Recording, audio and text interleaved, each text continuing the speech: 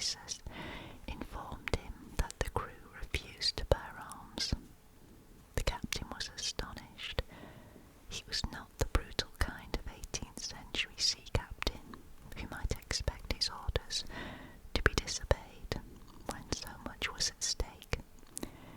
He believed in treating his crews humanely. Though he was a slaver, he was an honest and reasonable man and was much admired by the men who served under him. He went down into the steerage. He asked the men brusquely why they had not refused to fight. Their response was even more astonishing than their refusal. They could not find the chest in which the weapons were stored. This, as Snellgrave later learned, was true, for reasons of his own. His first mate, Simon Jones, had hidden it. By now the strange boat had come alongside. There was nowhere for the men of the bird galley to hide, nowhere they could go to evade the approaching terror. They listened in fear to the muffled voices, the dull thud of feet on the deck overhead, dark shapes against the starlit sky. The invaders swarmed up onto the quarterdeck, then drew their pistols and fired down into the steerage, hitting one of the sailors in the buttocks and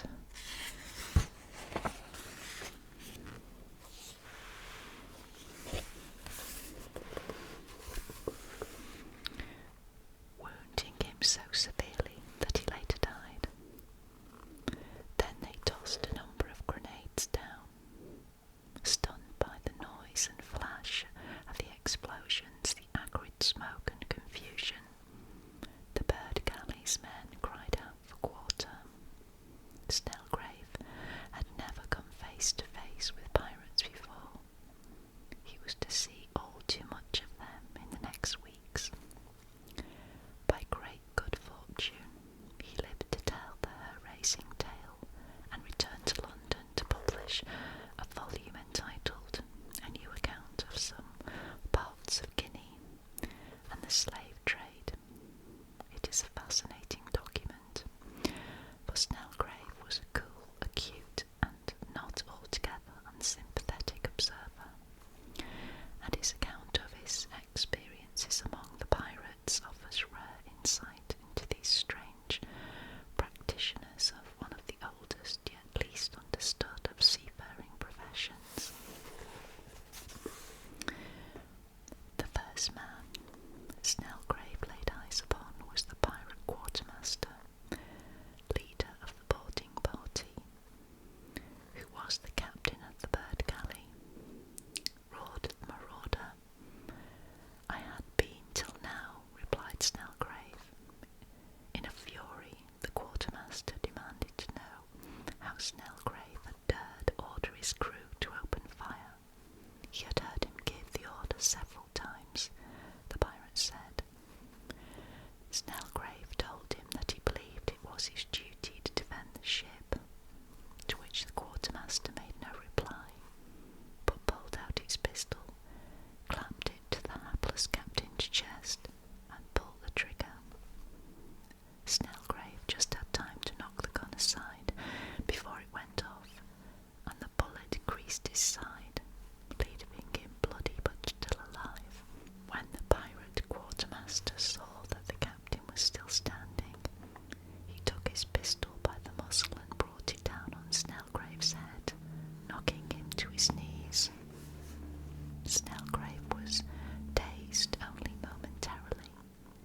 Finding some secret spring of strength and courage, he raced up out of the steerage onto the quarterdeck, but there was no escape.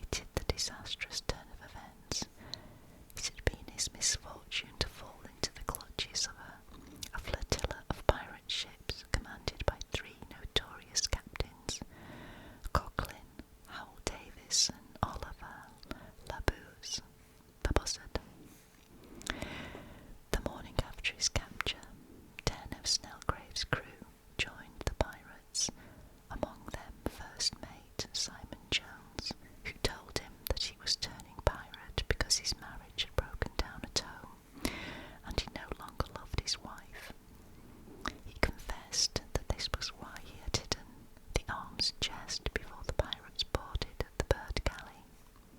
He had suspected from the start that the boat rowing toward them was filled with pirates, and had made up his mind to sabotage any attempts to defend the vessel.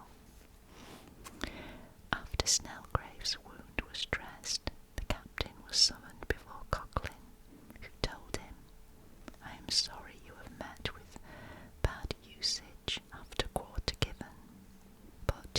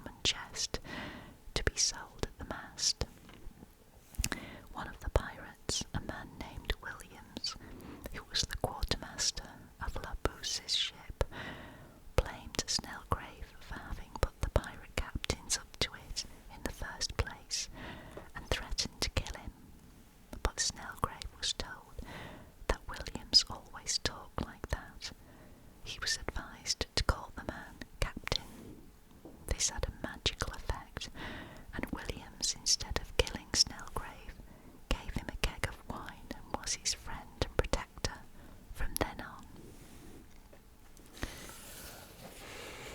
Okay, so let's just take a look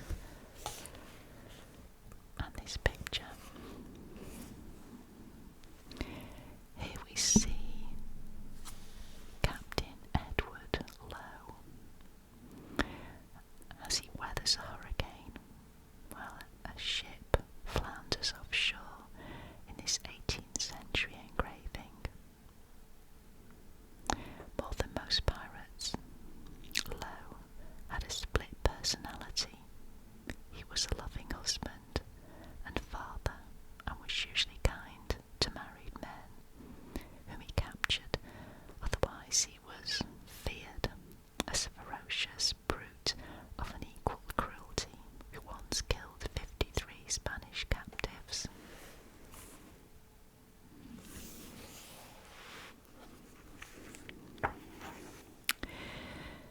At last, after what seemed a lifetime, the pirate captains and a number of crewmen held a council and decided to free Snellgrave.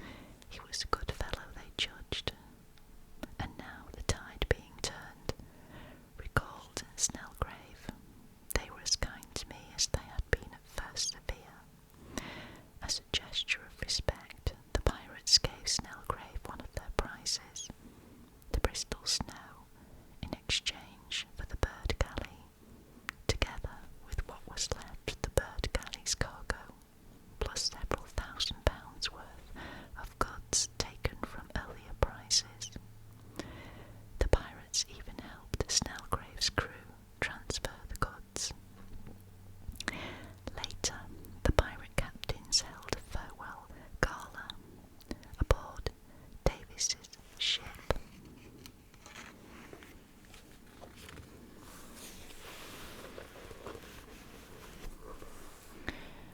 Which almost proved disastrous. In the middle of dinner, a fire broke out when someone accidentally set a candle too near a cask of rum and blew it up. A number of pirates fled to the boats or huddled together at the far end of the bowsprit because there were £30,000 of gunpowder on board. Others were too drunk to care, but 16 men fought the fire for nearly 2 hours until it was finally extinguished. A few of the pirates were so grateful for Snellgrave's help with the fire that one man proposed the good captain be obliged to go down the coast of Guinea with us, for I am told we cannot have a better pilot. But Captain Davis of the third pirate vessel gained the man of the quarter-deck, and so on May the 10th, 1719, more than a month after his capture, Captain William Snellgrave's sojourn among the pirates ended.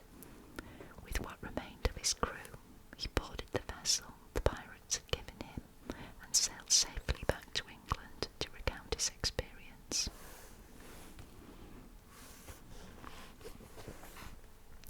Captain Snellgrave's misadventure came at the height of the greatest outburst of piracy in all the annals of seafaring. Historians with a keen sense of irony have called it piracy's golden age, as in fact it was. For some pirates, it lasted barely 30 years, scarcely a wink of time's eye, starting at the close of the 17th century and ending in the first quarter of the 18th.